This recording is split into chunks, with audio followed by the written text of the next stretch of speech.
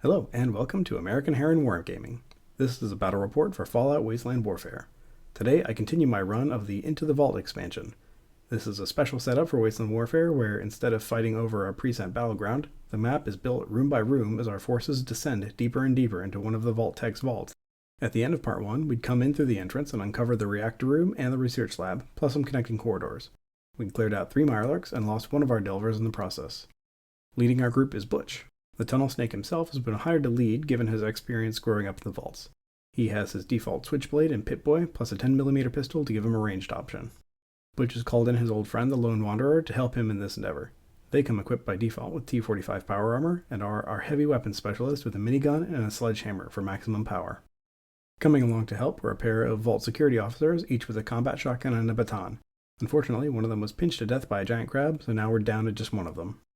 The client who hired Butch to do this job is one Dr. Madison Leeville. I don't have a Madison Lee figure, but I found this model of Dr. Evil and figured that his stats would be around the same as Lee's. He doesn't even have a frickin' laser pistol, but a plasma one, because it fit perfectly into the 500 caps limit I was aiming for. Speaking of the caps limit, this list is exactly 500 caps built as is, which is the amount recommended in the expansion. However, I use the caps values from the Wave 8 points document, which are more expensive. This is so that I wouldn't have to use the Wave 9 list building rules for armor, which forces every unit to have to buy armor for caps. Butch, Dr. Leeville, and the security officers all have armor values which aren't represented by any purchasable armor card, and the Lone Wanderer has T-45 equipped by default, so that cost is baked in already. The objective of this vault delve is to reach the Overseer's desk and computer terminal and to download the data contained within. The card which reveals that room has been shuffled into the lower half of the feature room deck, so I still have quite a ways to go before I even have a chance of revealing it. To kick off Session 2, I only built the 2 rooms my models ended up in at the end of Session 1. I had already run out of my 3D printed vault walls from the first session, and I figured that if I wasn't going to go backtrack through those rooms, it wasn't worth building it out just yet. I do have the whole vault sketched out, of course, so I don't lose track of the layout. Speaking of losing track, at the end of Session 1 I'd played 5 turns, but the turn counter die was off by 1.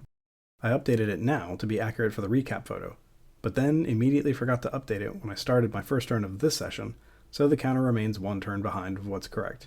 Maybe by part 3 I'll actually have that all sorted out.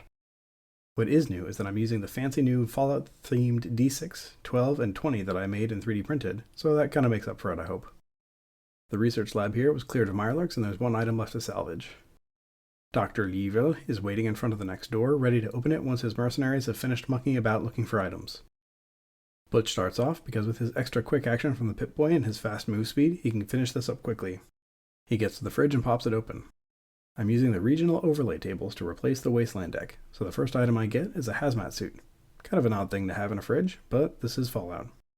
Next up is some economy wonder glue, which doesn't have any in-game effect except for caps, which doesn't matter in a one-off game.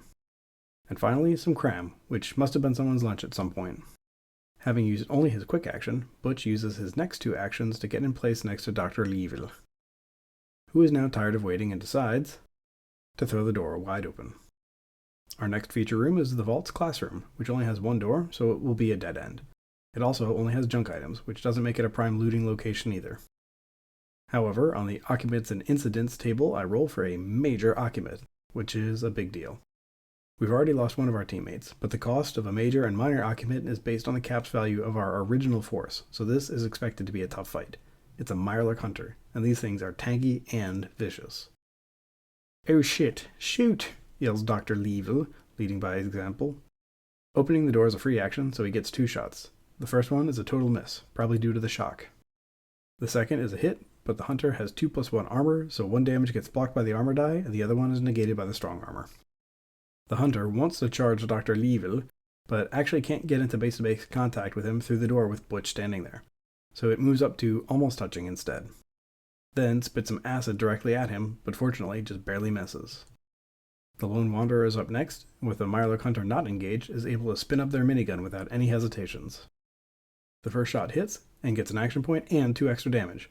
Only the strong armor blocks 1, so 2 damage gets through right away.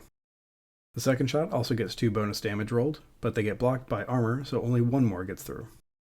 The third shot is also a hit and also gets another point of damage past the strong armor. The fourth shot is an unfortunate crit fail. The extra action point is wasted as well. The final shot is a good hit, but the damage is fully blocked by armor. Still though, 4 damage on this monster is nothing to complain about. The Vault Security Officer is up next and is able to just poke around the corner to get a shot off. They roll an incredible 6 damage shot, which misses entirely. What an absolute shame. Turn 6, not 5, draws to a close, and we have a huge problem to deal with still. Dr. Leevil is up first and tries to take a pot shot at the beast, but crit fails on that. "You all play nice now, alright," he taunts as he backs up, leaving the punchier members of the party closer to the angry mutated lobster, which then promptly charges Butch, followed by a reaction countercharge from the Lone Wanderer. Despite rolling a massive 5 damage 1 armor break hit, the Hunter misses again. We're getting really lucky with this thing so far. The Lone Wanderer is up next, and even though they do connect and break through all the normal armor, no extra damage got rolled, so the strong armor kicks in and the Hunter only takes 1 more damage. We're not even a half yet. Unfortunately, the follow-up swing is even worse with a crit fail. Butch is up next and starts shanking away with his switchblade.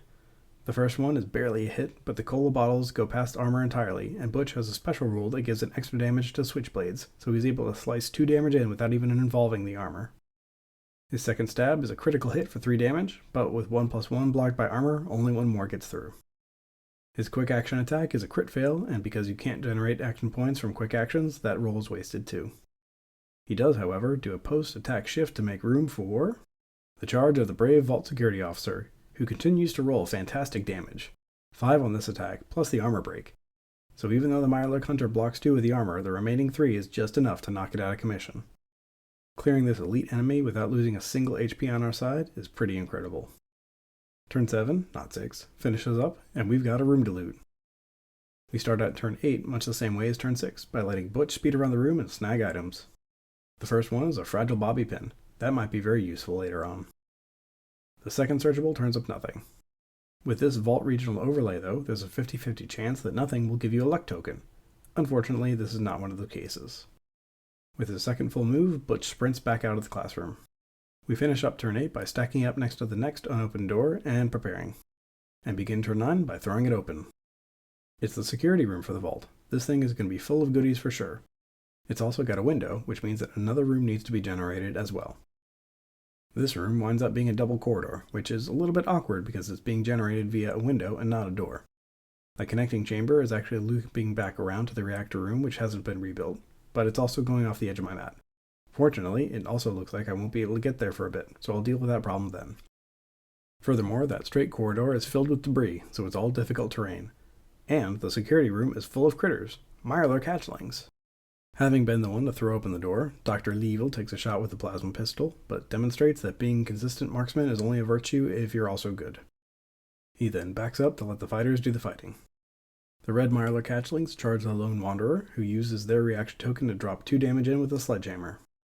This damage means that the hatchlings only get to attack once, and they miss pitifully. The lone survivor activates next, and squashes the remaining tiny swamp bugs with another swing of the sledgehammer. Then they spin up the minigun to deal with the other 2. The first shot connects, but astoundingly gets blocked by armor. The second shot hits for a point of damage. The third closes the group of hatchlings out. Changing targets with the walked fire rule, the fourth shot, now on the remaining blue hatchlings, crit fails. And the final one connects for an extra point of damage, both of which get through. Now it's time for the feeblest of charges as the hatchlings try to take down the armored behemoth that squashed so many of their clutchmates, but they crit fail.